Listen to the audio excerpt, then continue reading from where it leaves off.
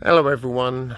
Can you believe this, right? James Cleverley has just put out a video on his Twitter profile saying that Yvette Cooper actually stood at the dispatch box. Our Home Secretary, our new Home Secretary, spent an hour at the dispatch box and she doesn't even have a plan on how to stop the boats, right?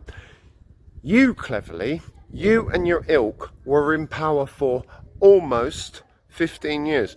14 years and a few months, if my maths is actually correct. You had a chance to actually stop the boats. You chose not to.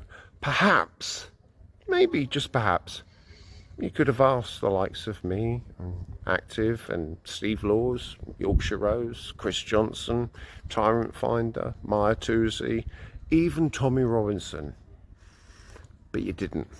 And now you're crying from the sidelines because Labour are just as incompetent as you lot were. Stop the boats. But it ain't going to happen, not on your watch, and it didn't, and it's not going to happen on her watch either. Useless. Useless, Cleverley. The Home Secretary, Yvette Cooper, has just spent an hour at the dispatch box and spectacularly failed to answer any of the serious questions that we put to her.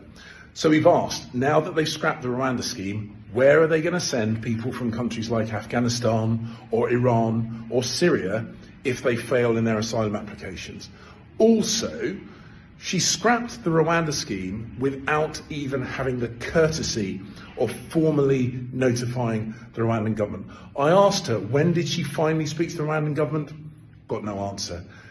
This is not just unprofessional, but this will encourage people smuggling gangs, probably increase the number of people who die at sea, and sadly increase the use of asylum hotels, something which we had reversed, closing over 100.